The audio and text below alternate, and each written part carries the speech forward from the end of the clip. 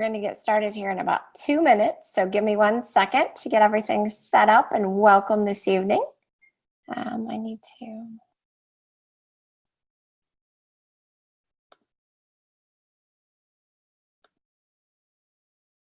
Using the chat, Karen, if you can hear me, just give me a message so I know you can hear me.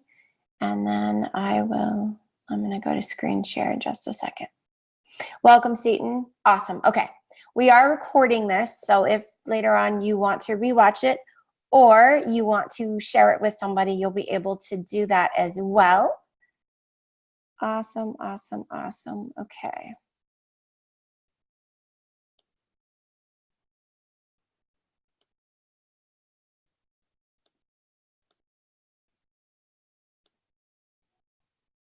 Okay. So tonight we are going to be talking about the art of work-life balance. How is everyone doing tonight? Today in Chicago, it's been a really rainy day, but it's actually a decent day. The weather's not so bad. So welcome, welcome. I am super excited you're here tonight. We've got a lot to go through. I've got notes and it's going to be a full hour. I want you to know that you need to stick around to the very end. We've got a super special offer for you this evening that we haven't offered online at any other point. So this is exciting as well. And I will tell you more about that at the end of our conversation today. And the other thing I want to remind you is if you've got questions,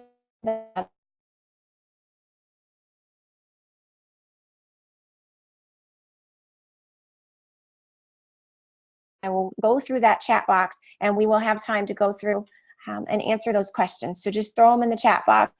I would encourage you, if you are watching this on a replay link, that you grab a piece of paper and a pencil and take notes. And if you're watching this live, stay here with us, stay focused, put your phone away for a little bit, and just commit to this hour of time for you.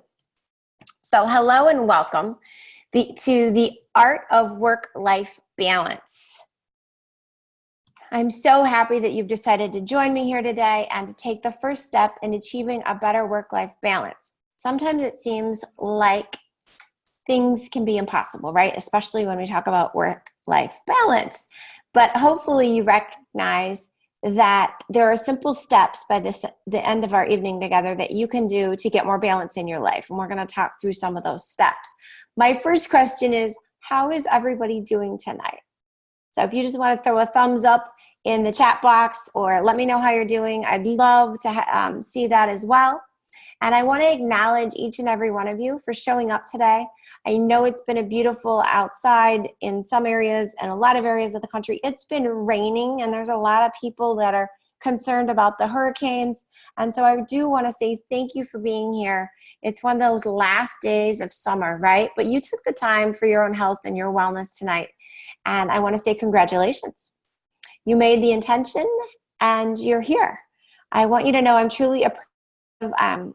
Seaton, I really appreciate you. You're being here this evening to learn more. You're somebody that's out there changing the world yourself, and every little bit of knowledge that we learn is something we can pass on to somebody else that could benefit their lives. Karen, thank you for being here. And I just want to really say thank you so much for showing up. I am super thrilled to share this information with you tonight about work-life balance. One of the things, I was in the car on the way home with Will, and I said, you know, it's kind of a joke. Work-life balance, does it even exist, right? And so we're going to dive into some of that tonight. You have to choose. It's a prioritization, and we'll get there. It's interesting though, right? We all seek balance, and sometimes being out of balance is what you really need to do intentionally. So how many of you here want to have a better work-life balance? You want more balance in your life? Go ahead and type a number 1 in the chat box. And how many of you want to be stress-free, or you want to have decreased stress, right? Balance will give you less stress in your life, and you'll be able to do more of those things you want to do, whether it's spend time with family or spend time outdoors or spend time focusing on your hobby. Go ahead and type a number 2 in the box if you are somebody that wants less stress so that you can do what you want to do with life. Thank you so much for being honest with yourselves. I really appreciate it. Thank you for answering those questions. All right. Is it okay if I tell you a little bit about myself? I know I'm up in the video box in the corner here, but for those of you who I've never met or you've not heard from me before, I honestly am very, very passionate about wellness, and that's why I'm here to share this with you. I love doing education. I love just helping people learn more about wellness strategies, and things that can have a better impact on their life to improve their health. Right now, I am so blessed. I have 3 beautiful daughters and a wonderful, supporting, loving husband who's actually watching our daughters right now. So I can share time with you. I have a thriving business that I'm doing these live events. We're doing webinars. We're doing traveling events. And it's been such a blessing to be able to support thousands of people over the last 4 years. I am truly grateful to be a 2-time Amazon bestselling author and have received a National Entrepreneurial Small Business Award, was recently nominated for a Daily Herald Impacting Business Award as well. And I'm super blessed with amazing people to work with. I witness transformations every single day in people's health. And I'm just so grateful that God gave me this opportunity, and He's allowing me to have such a big impact on His people and on the world. But enough bragging about me. Let me tell you why I'm super passionate about this, right? One of the stories I'll share with you quickly is I've been working with a lady, we'll just call her G for now. And we've been working together for the summer. Before we started working together, she really had no energy. She was getting a skin rash. She wanted to clean her house, was concerned about that. Her stress was high. Her daughter was moving. And over the course of the summer, we've slowly introduced more vegetables into her food that she's preparing. We've started her on a few supplements for things that she was lacking. We found through blood work. And we've just been doing weekly coaching calls. And a week ago, she said, I'm so much better. I just feel awesome. I have all this energy. And she had enough energy that she was sharing with me that she's actually been able to take over some of the caregiving for her mother who has dementia. And so that's a huge win, as her being able to transform, to be able, especially today, we have this sandwich generation, right? So just a small story, but it excites me each and every day, and it gives me more hope and more joy to hear these stories, because not only was G able to be a blessing to her mother, she was actually able to have more energy to take care of her own home and be there with her husband and do things that they absolutely love. And they actually went on vacation recently, and she had energy to do that as well. And that's exactly why I'm here on earth, you guys, to be able to be that blessing to others. But you know what? It wasn't always that way. When I was 14 years old is when I started having my own health issues. I was told I had irritable bowel syndrome. If you've never heard about that, that's basically where you have spasms in your bowel, in your colon. You have microscopic sores and miniature ulcers, and it's a horrible, painful syndrome. And I was diagnosed with this irritable bowel syndrome. And then I was told at the age of 16 that I'd never actually be able to have my own children. Can you imagine being 16 years old, having issues with your gut, and then being told that you'll never have kids? And I lived that way for 13 years. And I took up to 25 pharmaceutical pills every day. And I started to question why God put me on earth. And it was not a pretty time. For those of you that know me now, if you didn't know me then, you wouldn't believe I was the same person. But I have to tell you, they were wrong, because I do have 3 beautiful, amazing children. I have an amazing husband who supports my business, supports me, supports our family, and loves us dearly. And that's honestly why I'm here, because God gave me that second chance. I found another way. You don't have to live your life in pain. You don't have to live your life thinking that there's no other way. I found that there was healing and there was life. And I don't ever want you to give up until you've tried everything. And sometimes trying everything means trying something that you don't necessarily believe. But I will let you know that everybody deserves optimal health. And I believe that it is your purpose that you're here tonight. And that's why it's important, because you wouldn't have shown up here if you weren't meant to have more balance in your life, to be less stressful. And so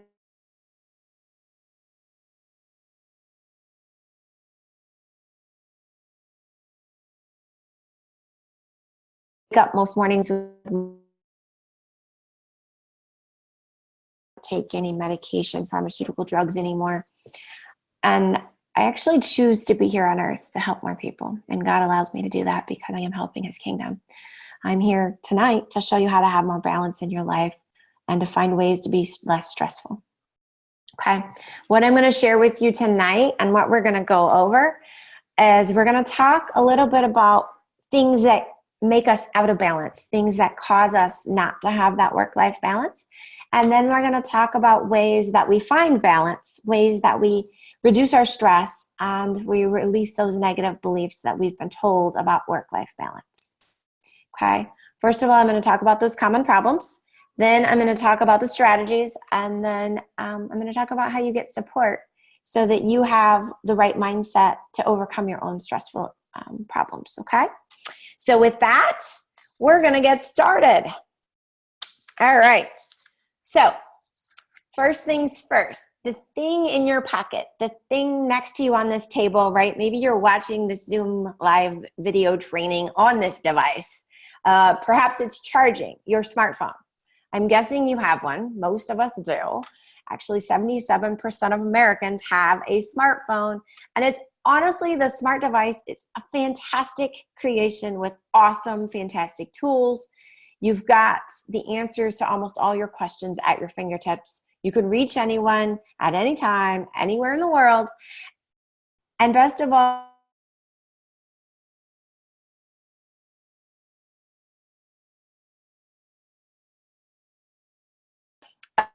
Encyclopedia Britannica, right? I don't need to run to the library. It's all contained in this little device. But at the same time, our technology makes us super accessible to our employers and to our employees and to our family that perhaps are interrupting what we're going on, right?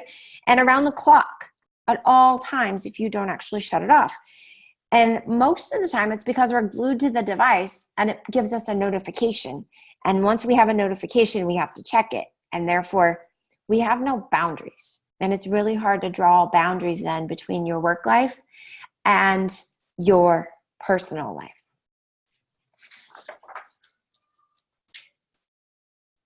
The compounding stress from the never-ending days is actually hurting us. It's hurting our relationships with loved ones. It's harming our health. And it's most definitely affecting our overall health.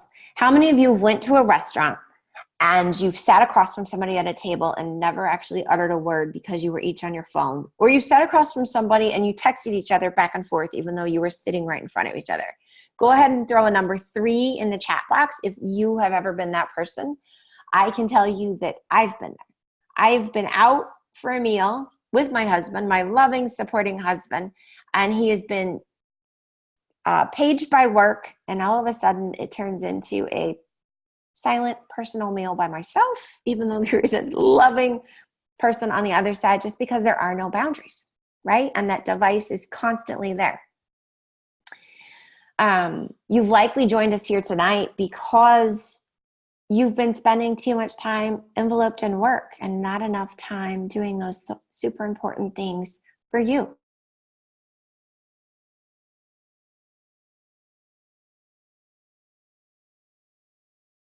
And that high job demands increase the odds of a doctor's diagnosing illness by 35%. It's crazy.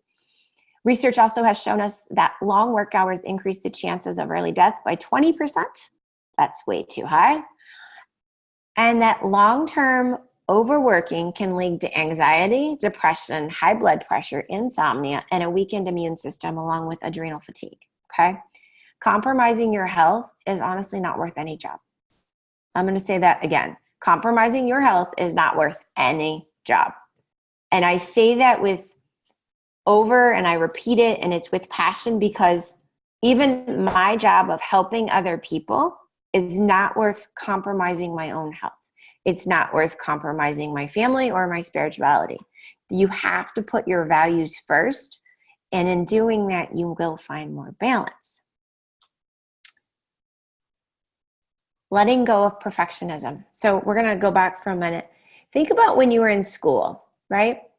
When you were in school and your whole life revolved around getting your homework done, your projects completed, it's easy to focus all your attention on your work. It was easy to put all of your attention into your homework if you were somebody that was really trying hard for good grades or to get a 4.0 to get into college, right? There was no pull on anything else. You just did that. And for a lot of us, your parents even supported you putting more effort into getting your homework perfect, into getting perfect test scores. And they would remove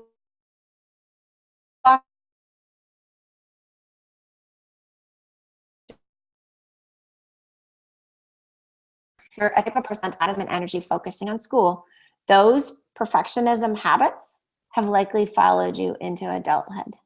And unfortunately, as we grow older, our responsibilities become much broader. It's not just about homework. It's not just about a test.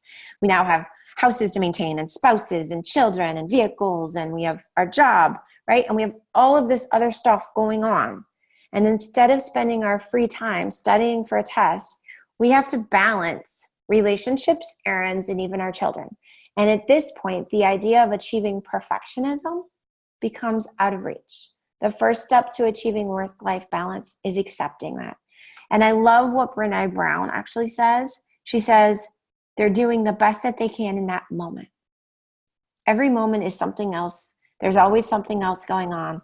And you have to believe that the person that you're looking at or you yourself are doing the best that you can in that moment of time with everything else that's going on. And maybe you can do better yesterday and maybe you did better tomorrow, but you are doing the best that you can in the moment. And I constantly even remind my own daughters about that. Sometimes they're like, but mom, and I'm like, this is the best that I got right now, right? I don't have 8 hands. I'm not an octopus. This is the best I can do. And I'm okay with it. But for a lot of people, that seeking and achieving perfectionism becomes so out of reach that it causes more stress. Now, the question for you is, do you notice similarities of your current work ethic to how you treated your education, either in high school or college? So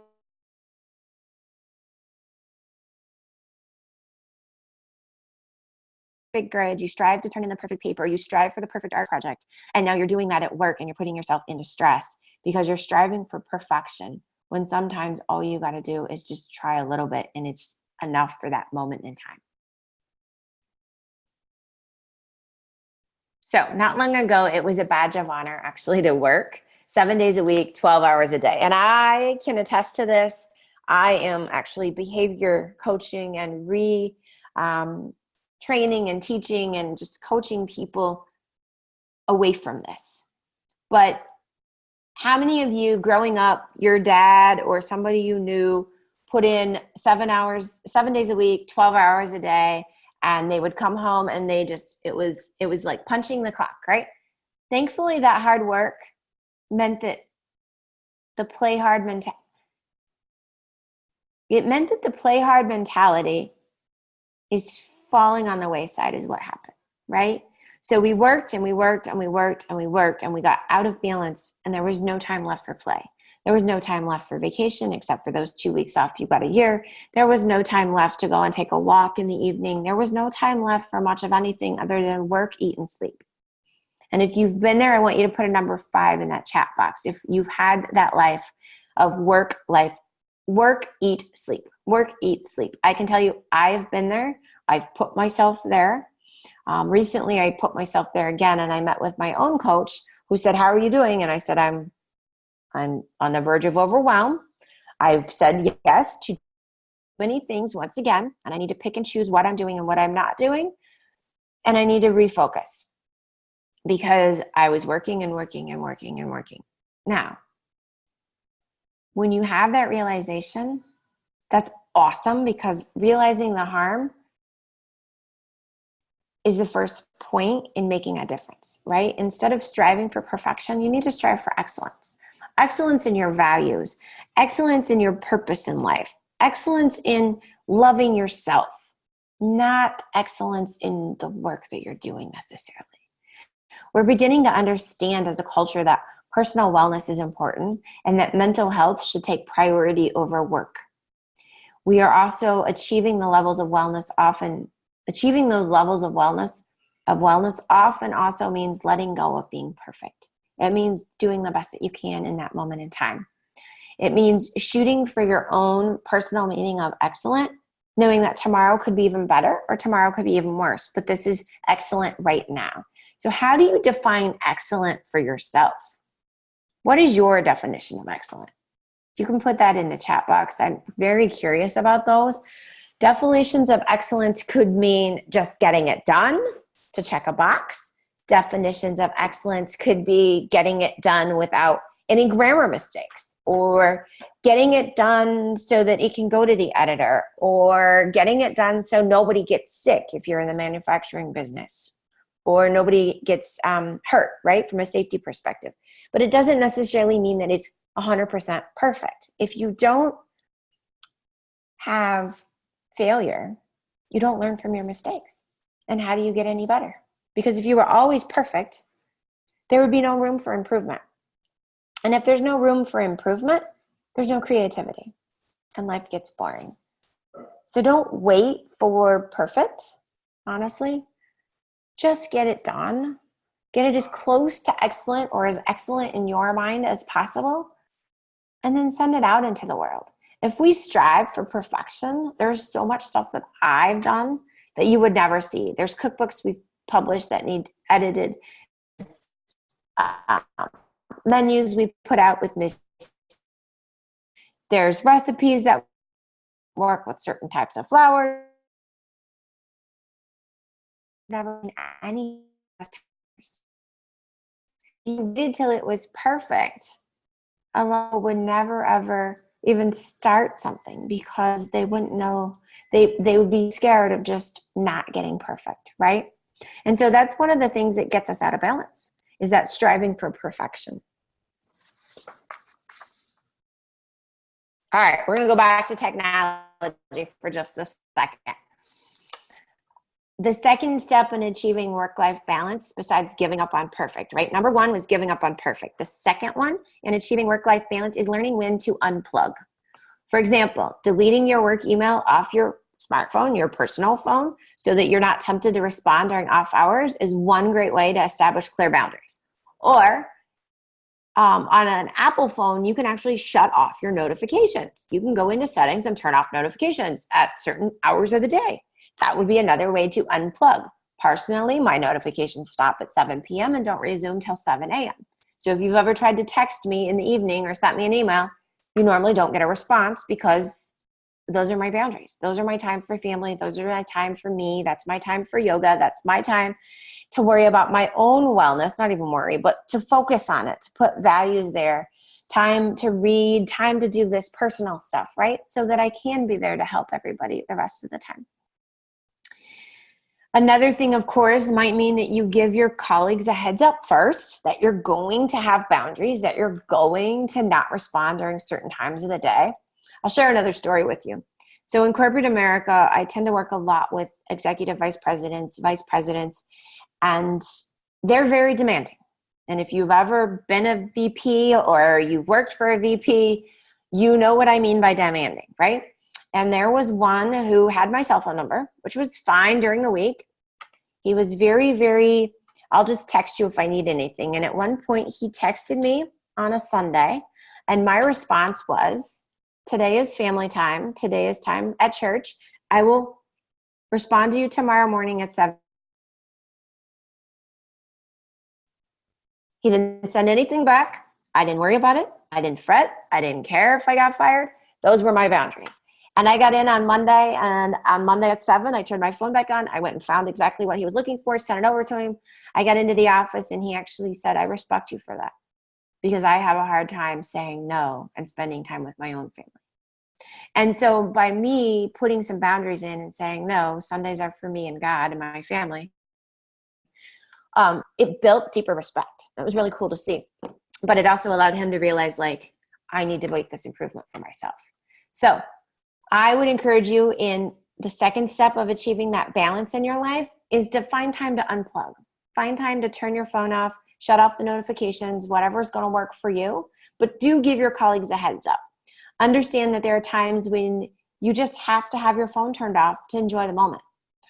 We went to Yellowstone Park over the beginning of the summer, and after we left Sioux Falls, South Dakota, there was really no cell phone service, which was kind of cool, scary all at the same time.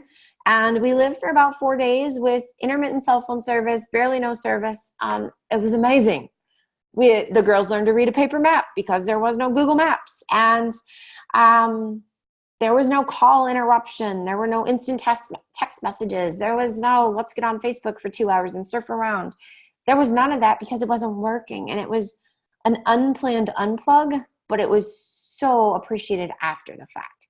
So find those times in your own life. Those pesky notifications not only interrupt your time for yourself, but they send signals to your psyche. They send alerts to your mind. They trigger your adrenals, and constantly stressing our hormones as well and coursing through our system. And then we end up again with insomnia, adrenal fatigue, increased blood pressure, those same simple symptoms. I will tell you that after I went through a training for adrenal fatigue recently in June, I shut off my phone. It doesn't vibrate. It doesn't ring. It doesn't ding. There's no sound. There's no vibration. There's no light up. And what is amazing is I can check to see if anything is available or if I need something or I want to see if anybody's called, but there's no constant bothering of me when I'm in flow, when I'm in space, when I'm having a client conversation. It's so easy to just focus and be in that moment without the phone doing whatever it's doing. So I would encourage you, even if you don't shut off your work email from your cell phone, to shut off the notifications, shut off the vibration, and shut off the sound. And just check it when you want to check it, not when somebody pings you, okay? By not reacting to those notifications, you're going to actually develop stronger habits of resiliency. And resilient people feel a greater sense of control over their lives in general. And how many of you wouldn't want more control over your life, more resiliency to bounce back, lower stress levels? So if you're like, yes, Tiffany, I would want more resiliency. I want more reduced stress. I want more control over my life. Put a number 6 in the chat box. Okay, next is exercise. Now, I know this isn't everybody's favorite thing to hear, but we all know exercise is a great way to keep our body and our mind in tip-top shape. And we also know, if you've ever done anything with me in the past, it's only 20 minutes a day that we're looking for. So when we're busy, we let things slip. We may let our meals slip, and sometimes we let our sleep slip, but that's a huge, huge problem, right? Not eating, not sleeping, and not exercising is a huge problem. It can throw a wrench into your those unhealthy cycles can throw off your circadian rhythm, like your sleeping patterns. It can throw off your hormones. It can throw off your weight loss. It can throw off so many things. So you actually need to figure out what is that cycle for you that allows you to eat regularly, get 20 minutes of some sort of physical movement, and it can even be yoga, and sleep on a regular cycle, right? One of the things that you can do for you to remember this is you could use an app on that smartphone that we said to turn off. You could use an app on your smartphone that allows you to have kind of like a checklist or a goal list or a I did it list, whether it's a list app, or I use a thing called Streaks that allows me, when I complete an activity, I push a button, and when I complete all of them, it like celebrates for me. It's kind of cool. That's my thing. But you could do it in your planner, but whatever it is, you're going to want to do something that challenges just enough to make you feel better so that you feel good about it, right? Don't just put in there, I have to eat, sleep, and exercise. Put in there specifics. I need to sleep 7.5 hours a day. I need to eat 4 meals a day, or I need to eat 3 full meals and 2 snacks a day, or I need to eat 2,600 calories. If you're eating less than 2,000 calories, we need to be talking, because that's a problem. Or put in there, I need to exercise 20 minutes. Be very specific about it. We're going to share some tips with you, but you definitely want to squeeze in at least a 20-minute workout, even if it's just walking around the block. Those are super important for you. the main goal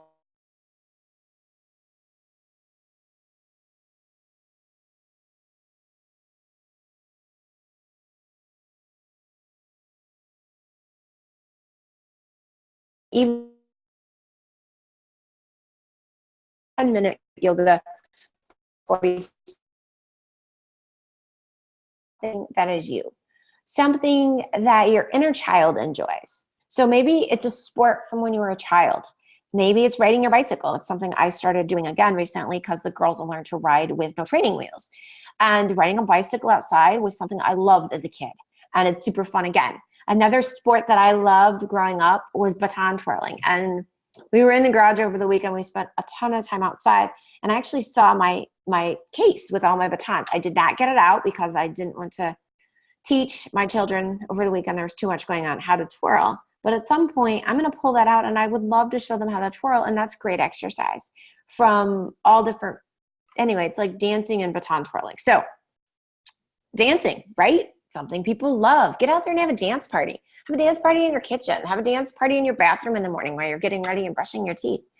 But pull out whatever it is that inner child and you love doing as play and use that for your exercise. It's a great way to keep in shape. Do some research. Find a local league or find a local mommy group or a church group and get involved in some sports with them as a group, right? A lot of the churches here in Chicago have basketball courts and they have like games and, and 3-on-3s and different things. Some of the mommy groups have jogging clubs or yoga clubs or walking with strollers during certain times of the day. So honestly, go find your tribe and get involved. It's amazing. The more that you find joy in physical exercise and physical activity, the more you find it as play, the more it's going to decrease your stress. It's going to become an effective stress reliever. And it's going to send you actually into a meditative flow state because you're going to be so just in that because you so enjoy it that your body's going to allow you to heal while you're doing it.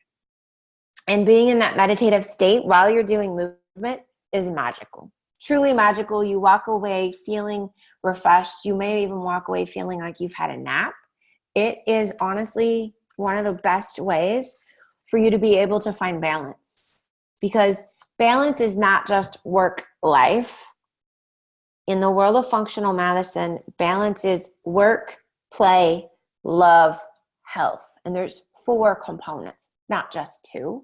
So how do you get work, something you do with purpose, play, something you do that you thoroughly enjoy that makes you feel like a child again, love, your relationships, we'll talk some about that, along with health and wellness. And those 4 components will never exactly be 25%.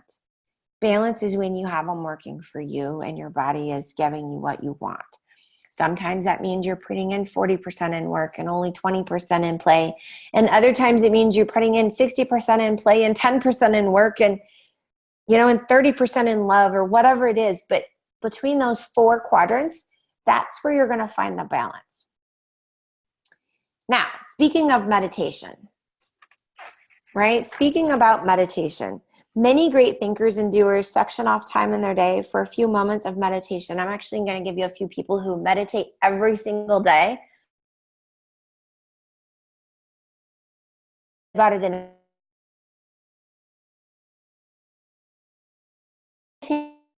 and we'll talk about that in a minute. But the people, Oprah Winfrey has always been an outspoken advocate for meditation.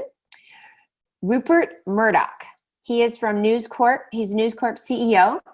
Bill Ford, the executive chairman of Ford Motor Company, was huge in speaking out about meditation. And Arianna Huffington, who also speaks about sleep. And if you've never read Thrive, her book, it talks a lot about sleep. It's awesome. She's the president and editor of the Huffington Post, by the way, if you didn't know that. Arianna Huffington worked and worked and worked and worked and worked until it almost killed her. She actually passed out from exhaustion, hit her head on her desk, cracked her skull open, and was bleeding out, all because there was no balance in her life. And she has found balance, and that is one of the things that Huffington Post and HuffPost Online really talk about is wellness and balance and meditation, sleep, diet, right? She is an advocate for all of those because those things allow her to go back to helping so many people and doing what she loves and writing articles and being a media expert and an editor. Okay, so meditation reduces stress. It also is a great way to take time to check in with yourselves, to speak to God, to speak to the universe, to just speak to that spirit within you and to just feel your soul. Meditation will activate your vagus nerve. It will, you can use it to evaluate any pain you have. You can use it to figure out if you have any stress anywhere in your body. You can use it to subconsciously tuck away because you're too busy. Like the pain gets subconsciously tucked away and maybe it's a tense muscle because you're too busy focusing on something else. But when you sit down to just meditate, which means deep breathing, listening to some meditation music if you need to, or just being in that space. For some people, they'll read some scripture and then they'll just meditate on that verse, which means repeating that verse over and over and over again in their head. And that's when you're going to start to kind of scan your body and ask, is there anything that doesn't feel right? Is there any part of me that just needs to be extra relaxed? Or is there any part of me that I need to stretch a little more, right? Those are the things that become very important. And that's why meditation can be so important. It allows you that space to just be. It allows you the space to have peace. It allows you a space to reconnect to your inner guide, to reconnect to your Holy Spirit, the angels, and just find healing so that you do have the energy to go on about your day. So I would say the third thing, right? Let me make sure I'm on track here. Oh, no. First thing was letting go of perfectionism. Second was unplugging your phone. Third was exercise. The fourth thing is find some time to meditate and just sit in the quiet. When we were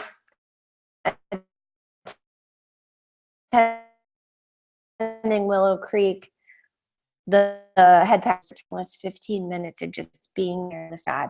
Whether God spoke to you or didn't speak to you, it was 15 minutes of just silence, of just listening for something bigger beyond you. Okay, so that's number 4 is meditation. All right, you need to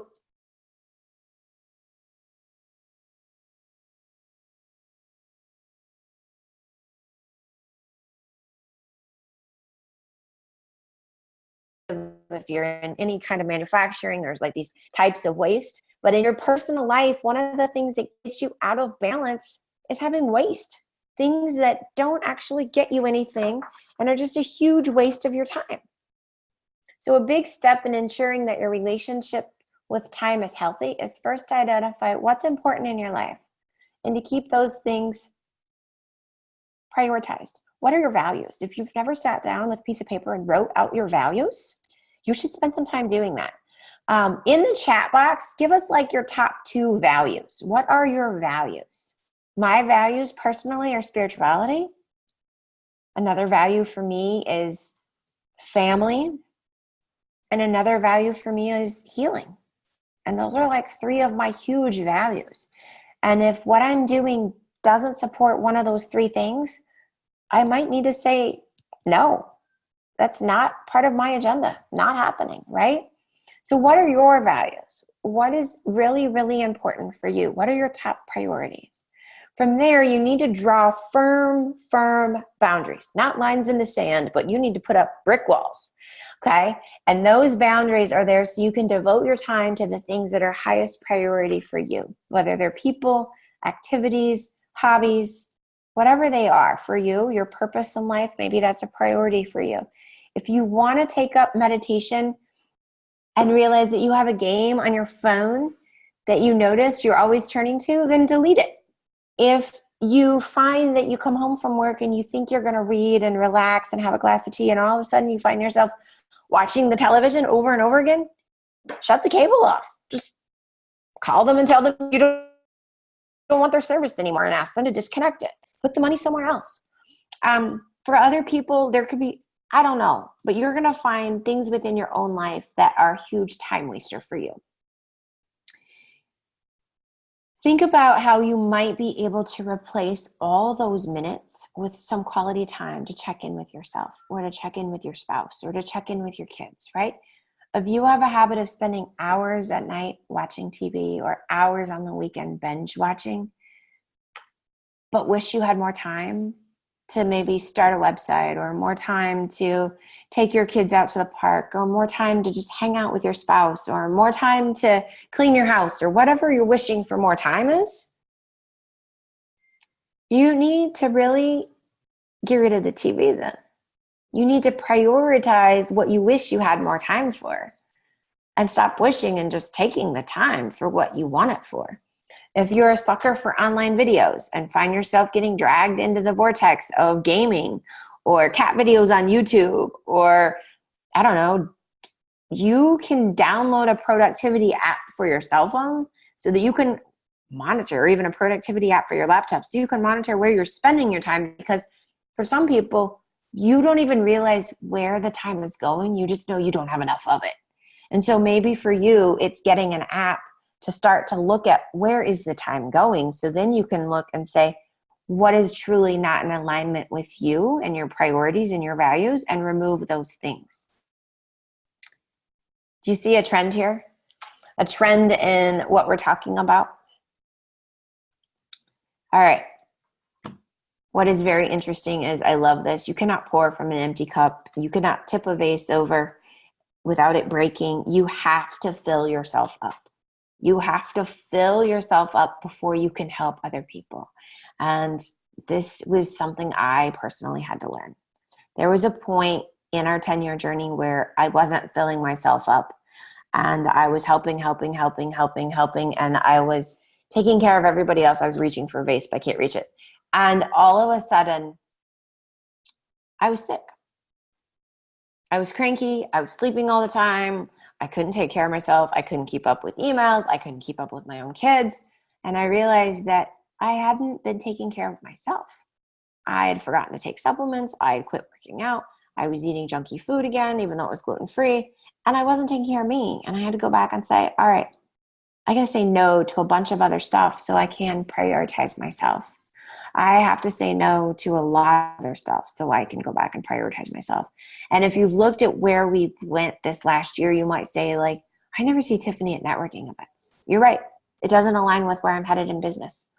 As you look at 2020, you're going to start to see, oh, I never see her there anymore, because there's some other stuff that we're not going to do going forward because it doesn't align with our purpose. It doesn't align with where we want to go and the people we want to help. The people we want to help will come to us through the right sources and the right channels. And I know through divine intervention, they'll continue to show up. But I can't continue to waste time trying to find people, because when they need the help, they're going to find us no matter what. And I need to spend the time to take care of myself, to take care of my family, and to do what's important so that I am there to give 100% to the people that do show up, right? And I say all of that because the most difficult part of work-life balance is learning to say no, to learning to say, I can't do that. And not necessarily giving them a reason or creating an excuse, just saying no. No, thank you. I'm not interested. But honestly, the word is no. Saying no is key to cutting back on wasted time. It's key to making the most of the time that you do have. If you find yourself engulfed in conversations with the secretaries at work every day, when you have work to do, politely excuse yourself. Thank you for this conversation, and walk away. If you find yourself constantly going out for lunch with coworkers or out for drinks after work and you really don't enjoy it, it has nothing to do with those values, say no. And then go spend that time with what you want, right? You're allowed to say no and spend a quiet night in. It's okay. You're allowed to say no and then go have time with your kids. You're allowed to say no and go home and take a bubble bath and read a book, if that's part of you. Focus on the things that are most rewarding to you, and often that means putting yourself first. It's not selfish. We actually call it self-love because, again, you can't pour from an empty cup. You have to fill up yourself first. And the only way that you do that is to put yourself before others. And I know it sounds horrible. I was working with a client earlier this year in the spring, and this was one of her biggest problems is she could not put herself first. And therefore, she put everybody else in front of her, and she lived in constant pain. She was not getting any better. She was forgetting to eat because she was taking care of everything else. And I asked her how she starts her day in the morning. And she said, I start my day by making my husband's coffee, and then I make mine. And I said, what? And she goes, I start my day making my husband's coffee, and then I make mine. And I said, so you start your day giving to somebody else first when you haven't even given to yourself? And she's like, yeah, I've done that for 50 years. She was an older woman. And I said, does your husband even know if you were to is he in the kitchen? And she goes, no. I go, so if you were to pour your coffee first and then pour his cup second? She goes, he wouldn't know. I go, can you try it? And she's like, I can try it, right? And the following week we got on the phone and I said, how did it go? How did you make the coffee? And she goes, I couldn't do it. And I was like, what? Why can't you do it?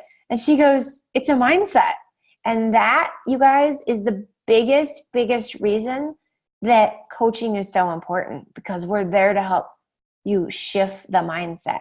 And so at that point, I was able to go with her and work on the mindset piece of, why are you important? What is it that you need from life so that you can give to all these other people in your life that you want to give to, right? It was very interesting, though, to learn. And so if you're in that similar position, to do so at your current job, right? To say no, to put yourself first, whatever it means, you've got to set those expectations. You've got to communicate them. You can't just change the behavior, because then people will think you've went crazy or something's happened or something's aloof, because you have to communicate and you have to start saying the word no. You have to say, I'm doing this.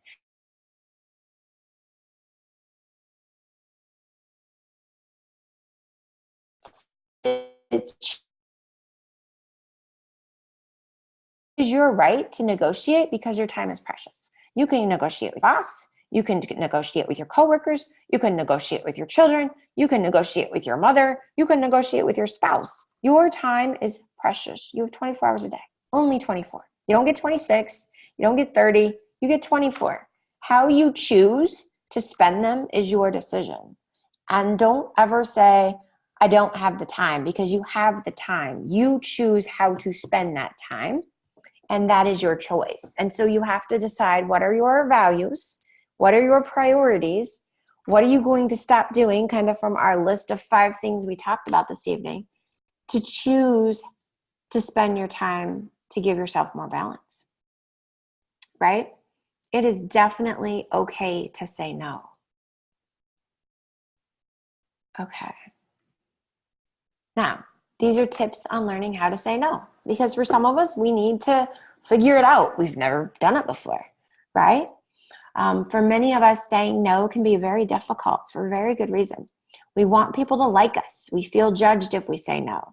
It's only human. You're not alone in feeling this way.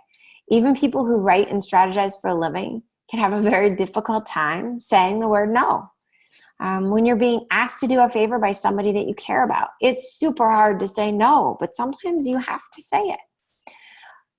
So one of the things that it's okay to say no, by the way, right? You have to say to yourself, I give myself permission to use the word no. And you have to say that out loud in the mirror in order for your subconscious to understand that it is okay to say the word no. More importantly, you should say no every once in a while, especially if you have other things that you need to tend to, even if that other thing that you have to tend to is your own personal self-care. Even if it's self-love, you should still practice saying the word no. I was actually working with somebody earlier today in a coaching conversation, and they're working on some behavior stuff. And in a corporate environment, they're working on some behavior stuff. And I said, you need to find places to practice this same technique outside of this environment so it becomes natural. And she goes, great tip. I do need to do that. And I go, so where else could you do this? And she's like, with my children. I go, absolutely. Go practice that. Because Just like saying the word no, we need lots of practice. It will feel a little bit awkward in the beginning. I will tell you that. You may even feel guilty because you said the word no. You may feel like, oh my gosh, I just upset them. I know I upset them. And maybe you didn't even upset them at all. You can even start to say, hey, Bridget, thanks for your note. I'm so proud of you, but I am unable. I'm flattered, right? That you're inviting me, but I have to say no. Instead of saying unable to attend, use the word no, right? You could say, I would love to support you in a different way, but at this point I have to decline and say no to the invitation. Again, use the word no, okay? You could even say, I am honored to be part of your world. At this time, I have to say no.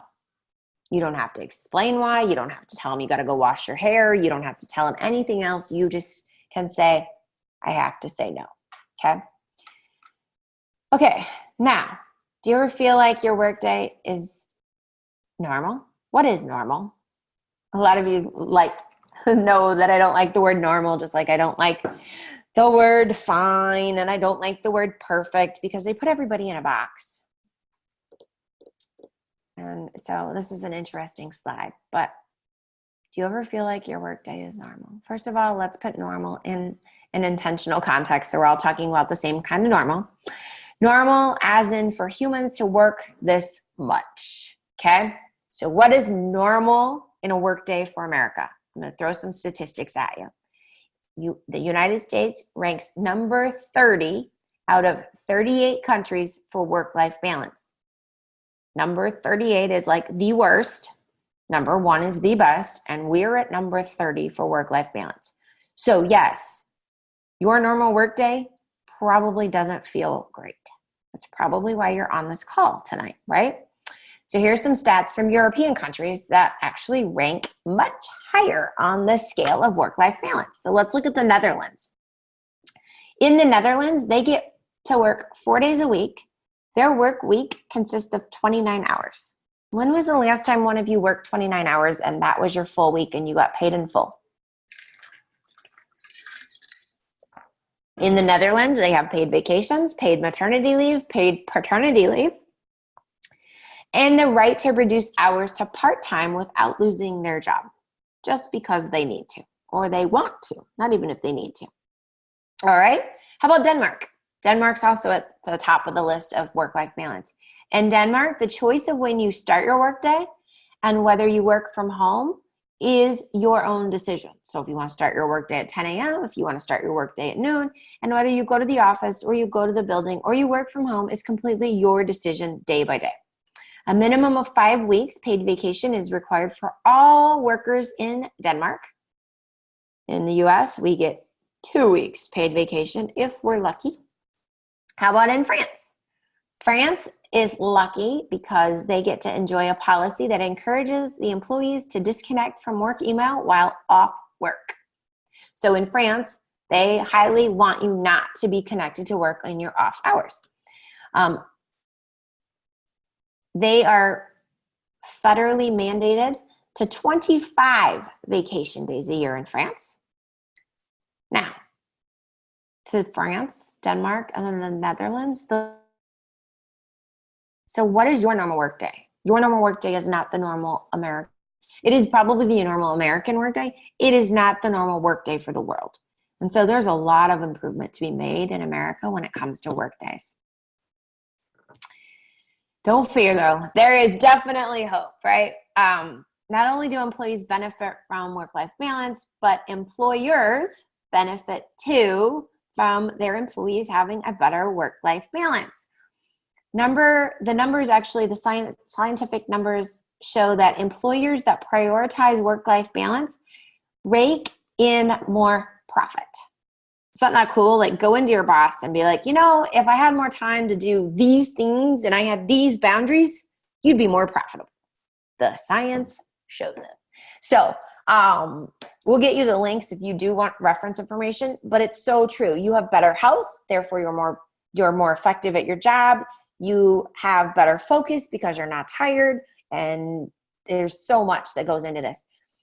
So let's talk about how.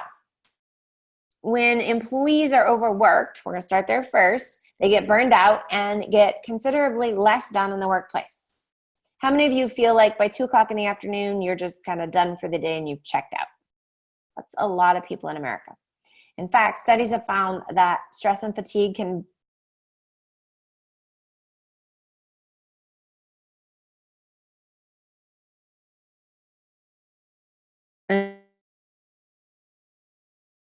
a cup of coffee, or they go get a snack. Perhaps you just need to take a walk or go home for the day, because at that point your brain has turned off. And it is true. The science shows that it falls asleep, even though your eyes are still open. Okay. The corporate executive board, which represents 80% of Fortune 500 companies, found that employees who believe that they have good work-life balance work 21% harder than those who don't. And that was after researching 500,000, so that's 500,000 global workers. So 21% more productivity because they believe they have work-life balance. It's all in a belief system. So you get increased productivity. You also get increased quality and efficiencies, guys. Okay? It decreases your staff turnover as well. So let's talk a little bit about that. I've lost my notes. Sorry. We are getting toward the end here.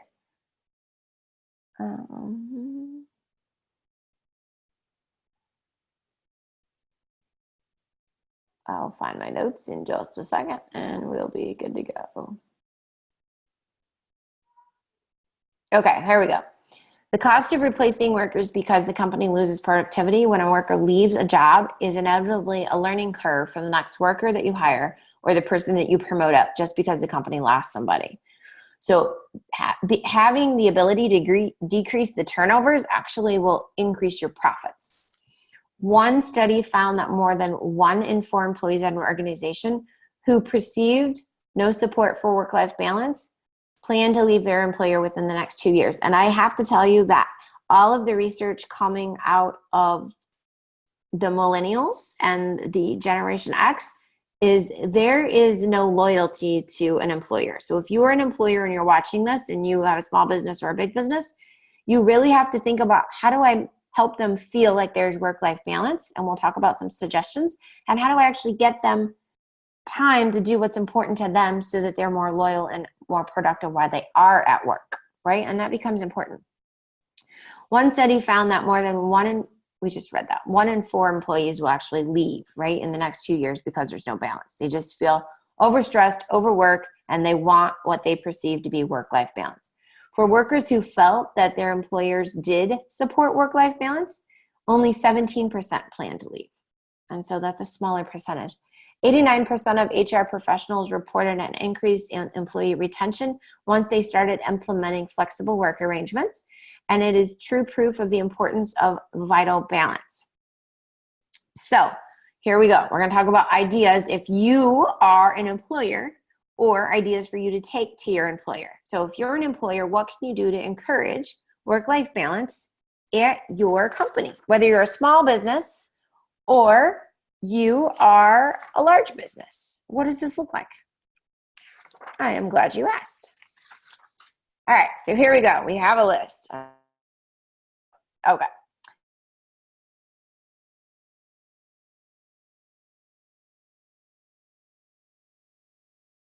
They can start later, or they start later in the day, but maybe they work later, or maybe somebody wants to work second shift instead of first shift, or whatever that looks like, but offering flexible or alternative hours. If they can start their day earlier and get their work done, let them.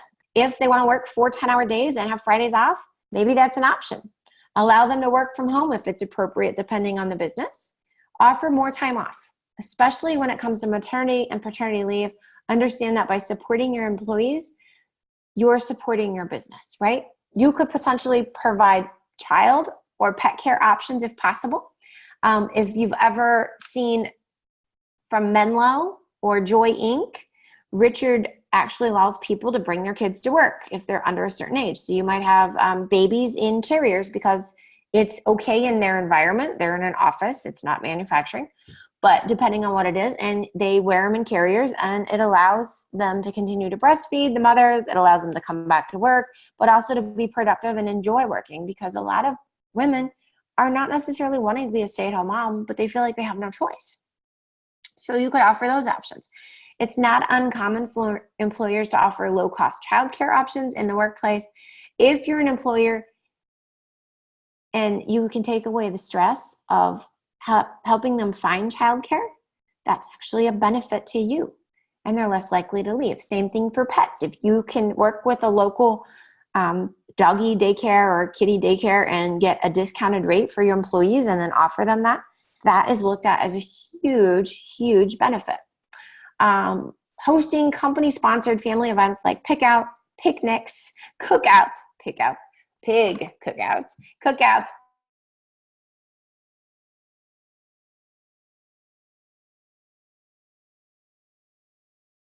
like bring your kids to workday and having games or maybe field options or playing in the yard if you've got grounds where you can do that and have that experience.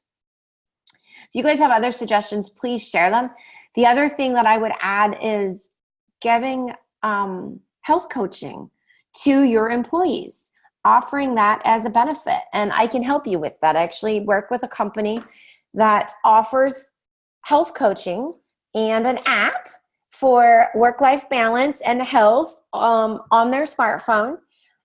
And it can be used as a benefit, but in reality, it helps them get better health, which helps you as the employer have them show up to work more often, take less sick time, use less of their insurance. If you're paying if you're paying cash for some of your benefits because you're a small business, they can save you money on your healthcare expenses. So if that's something you're interested in, please message me or text me because I would love to talk more with you about giving you a corporate wellness coach for your employees to use. That is a huge benefit when you are a small business. What are some other suggestions? Or what if you're in the market for a new job? What can you do there, right? So some of the things you might look at if you are in the market for a new job that could help you with your work-life balance on top of what we've already talked about is during your interview, keep your ears open to know if there's telecommuting, what's the work culture look like? Is there flexibility in your time? Can you start later or work different days or work 4 10-hour days? Is there a family-friendly culture? Could you bring your kids in a pinch? Is there daycare benefits? Is there pet daycare benefits? Is there reimbursement for college? What happens if a parent has to request time off last minute? What does it look like if it's sick time or emergency time? What does that look like? The other thing you might ask about is, preschool discounts.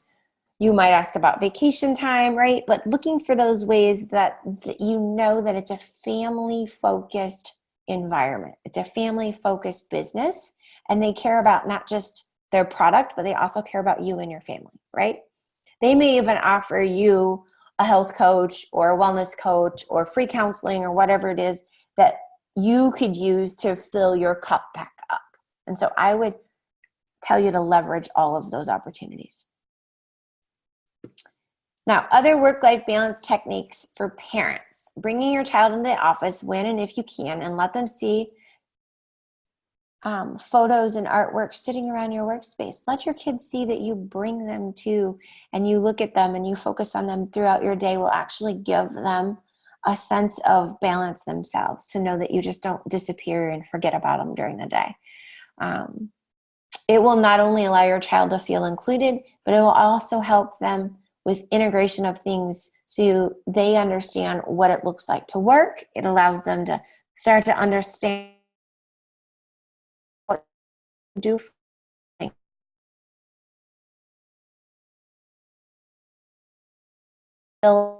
balance as well and de-stress yourself. It also allows you to have conversations with your kids around the why behind what you do.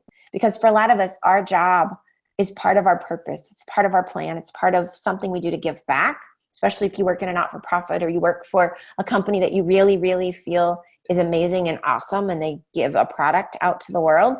Then explaining why it's so important for you to have that job and to be at that place with your kids will help you. It will help with your working balance. It will help with that synergy that you're looking for, okay? Start small and build, right? New Year's resolutions are rarely achieved, so don't go set a New Year's resolution for work-life balance. Not worth it. The strictest of diets get broken. People start going to the gym and never finish. Just don't even start there. Start super small and build from there when we're talking about balance and de-stressing. And why? Because we're trying to push ourselves too quickly is why it doesn't happen. And when you try to make a huge change immediately without somebody there to support you and to put the behaviors in place, you're not going to be successful, okay? So you want to try to make room for work-life balance in the same way that you would if you were taking baby steps, okay? Look for something that's achievable. So if you want to start moving or exercising and you're like, gym is out, maybe you start dancing while you brush your teeth, okay? Maybe you start doing squats while you brush your teeth for 2 minutes a day. No big deal.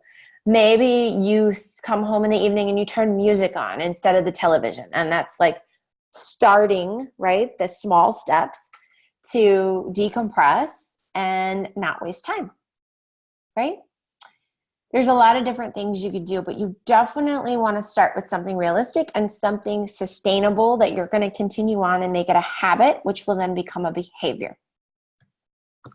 Well, a couple of last things as we finish up this evening, and we're getting very close to you learning about the super special offer I have for you as well. And we're going to go back to that chat box and we're going to look at all those questions. So if you have questions as we've been going through this content, make sure to get them in the chat box, okay? Work-life balance means something different to everybody. Perhaps for you, balance isn't the right word. Maybe you own a business or you're living solo and you love it, which means that you don't necessarily have a spouse or kids to take care of. In this case, maybe the phrase work-life harmony or work-life blend sounds more fluid and doable for you. And it's not about balance at that point. It's about just a harmonious life. It is super important for you to practice self-care because that is what's going to give you the harmony, the balance that you're looking for. You want to make time for that mental and physical health at the same point as spiritual health. And because in the end, the highest thing that you should be doing on your to-do list is you. And if you're not doing you first, you need to go back to that list and reorder it, okay? We've got some articles. I will send out reference material tomorrow. I'm going to skip right through that reference material right now. But we will send out the sources that I used for this webinar to build the content tomorrow. I honestly want to say thank you so much for taking the time to join me today. I love sharing with you all of this. I'm super excited for you to go forth, to find your way in the world of balance and health. I'm going to be around to answer questions here at the end for about a few minutes. So again, put those in the chat box. And because we just had a really short time together tonight, I really wanted to give you tons of content. And I know this can be overwhelming because I kind of did give you tons of content. But here's what I want to do for you today, because I know there is a deeper conversation. I know there is more to this and figuring out how to put it in so you can continue to do it with mindfulness. There is so much more for you to learn to get more balanced, for you to be stress-free, and to kind of shift that mindset and to get those behaviors you need to continue to have the balance in your life. We barely touched the surface tonight with the 5 things we talked about. I really want you to feel the support, like I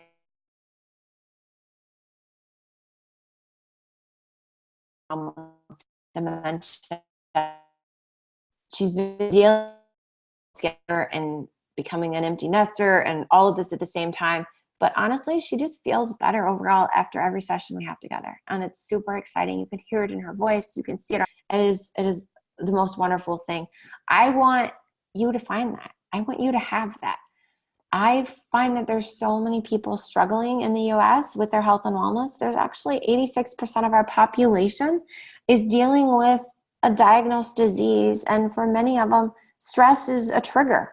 And so if we can help you work through the stress, we can help you find more balance, we can help you get where you want to go.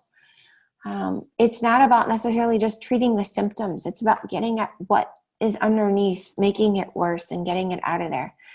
The side effects of the drugs sometimes are even worse than the actual disease itself. And that's what makes me so aggravated most of the time. It's just ridiculous. I don't even know what to say because it's just so aggravating. I was there myself when I was taking all the pharmaceutical drugs, and the side effects were so much worse than the pain, but yet I didn't want to live with the pain. And it was just this cycle of unendingness. And I don't want you to have to go through that. I don't want you to have to face that. I'm here because of what I stand for. I honestly stand for optimal health. I stand for that mind, body, spirit connection. I stand and I want you to take care of your bodies. I want you to take care of your minds. It's all that we have. God gave us one body. We have to take care of it, right? There is no reason you shouldn't be able to live with optimal energy, with optimal balance, being pain-free, no stress, and be able to live for your purpose. Everybody has a purpose in life, and I want you to find what you need to go out and do it. Honestly, we only have a finite amount of time on earth, and to live our optimal life is so important. So let's live it the best that we can. And it starts with our mind and our physical bodies. We go so much deeper into that conversation. Many of you know I could do that for hours and just keep talking about mind, body, spirit, and how it all goes together. But let's jump into, we have this super awesome special offer. I've never really offered this on a webinar before, so this is a new thing for me. Normally I hand out a sheet of paper at most of our live events. But what we're offering you tonight is a 90-minute consultation with me. It's $97, has a value of $300. If you were to sign up within the next 24 hours for the 90-minute consultation, it's called Journey to Wellness. We look at where you're at currently, where you want to go, and what is in what is the meat that's getting you stuck, and what are those strategies to get you over the stuckness. If you would sign up in the next 24 hours, we do have these gratitude journals that we're going to send you as a gift. And if you want to give one of these away as a gift to somebody just because you think it will help them, they're for sale online as well, the gratitude journals.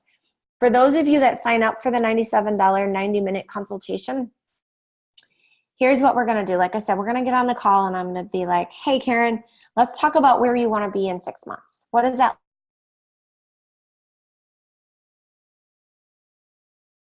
Let's talk about what is your mind together, strategies, and I'll coach you on behaviors that you might change or things that you might do, or even the waste that you have, and let's identify those. We're going to address the items in that gap to help you come up with things that you can do to form new habits, to form new strategies, to get you more balance, to reduce your stress, and to get you where you need to be in 6 months. I know many of you live in pain. I know many of you live with stress. You live with this constant disease that is undiagnosed, because a lot of us, that's the way we are, or it is diagnosed, and yet we still have to take care of everybody else around us. And that's a stressor in itself, right? On our call, we're going to address a lot of that. And I know many of you want to spend more time with your loved ones. And I know you haven't been able to do that because of the lack of time and the lack of balance. And I'd love to be able to help you with that. What I want you to do tonight is, if you're interested in signing up for the Journey to Wellness, where we'll spend 90 minutes together figuring this out and getting you a plan laid out, that's why it's a journey. We'll lay you out a map. I want you to text me. I'm going to give you a cell phone number, and I want you to send me a text that says I'm in. Send me your name in the text message and your email, and I'm going to send you back all the information you need to get registered, okay? So you're going to text 773-234-6636, and that'll come to my cell phone. And again, my cell phone's not going to notify me tonight, but you're going to send me your name, you're going to send me your email address, and I'm going to get you everything you need to get enrolled, and we're going to get you scheduled for your call, and we're going to get you that journey, because it's so important.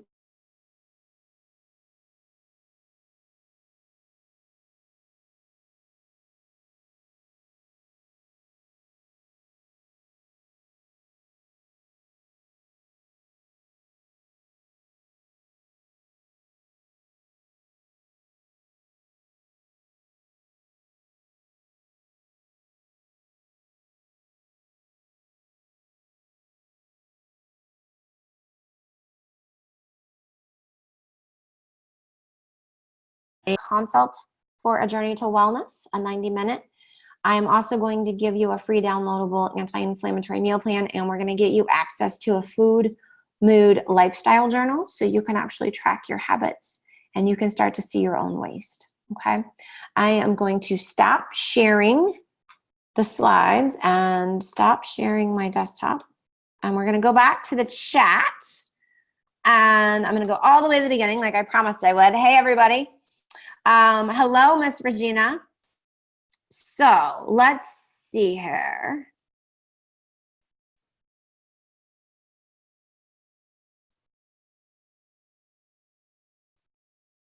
Seaton, I'm loving your comments. Karen, eat, work, sleep, many times more than eating and sleeping. Yes, we all struggle with that.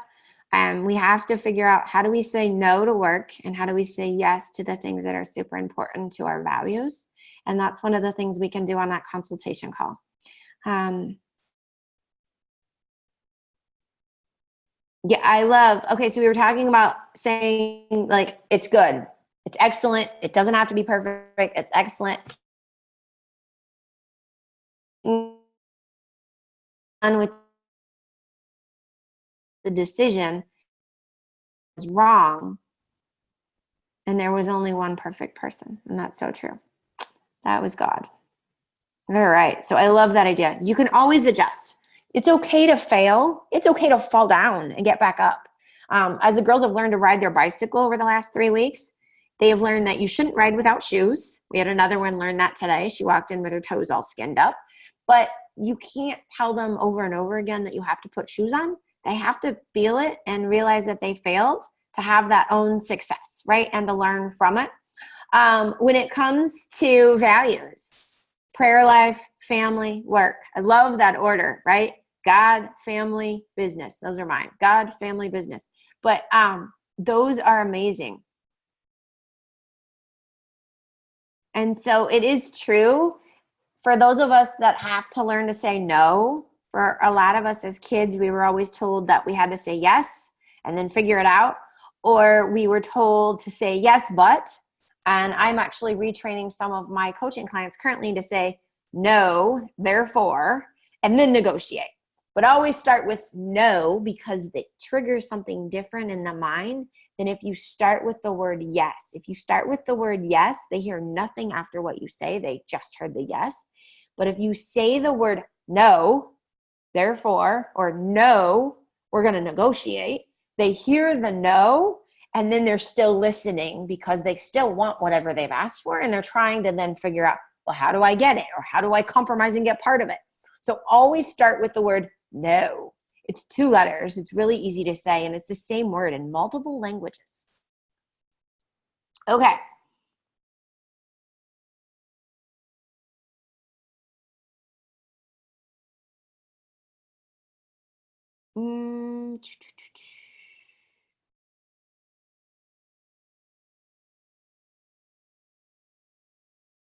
Aw, Seaton, I love it. Thank you. So I left gratitude journals when we were at GF Harvest Oat Company for a lot of the family that owns the company, because I find gratitude so important. It actually gets me closer to God to be able to say thank you for things.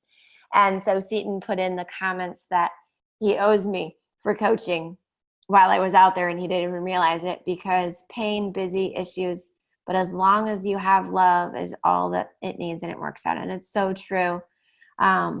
It's so true. Life is failing forward, always failing forward. Being okay with failing is something else I think that us as humans have to live with. And being okay with failing is another reason that you might want to coach. Something that for a lot of us, if we failed, there was no second chances. There were no do-overs. But in reality, and in the world of spirituality, there's always second chances. There's always do-overs, and there's always grace. And so you have to extend that to everybody else, and you have to definitely extend that to yourself. So again, I will send out this recording in the morning along with the resources that we use to get all of this information. And if you want to share this with anybody that you think it would benefit, feel free to forward the email tomorrow to them. I know there's a lot of other people in our lives that either hear us say no and get upset, and maybe they need to understand why we're saying the word no, or you see them struggling themselves to just try to keep up, and all of a sudden they've just, kicking the cat, yelling at everybody else in their life because They just didn't say no enough times. And now there's too much going on, right? It's like one of my other people I've worked with in the past who said, I have all these plates in the air and they're spinning and they're spinning and they're spinning. And I just got to keep spinning these plates. And if I take my hands down, one of the plates is going to fall and then I'm going to be in trouble because you're China. And I'm like, well, who says you're in trouble? And what are the consequences if one breaks? Like, is it that big of a deal? Like, you have to just kind of be okay with it. So again, if there's anybody in your life like that, feel free to share the email. You can just forward the email to them, share the video. Potentially they'll find healing. And you guys have a great evening. Thank you for joining me. Talk to y'all soon. Bye.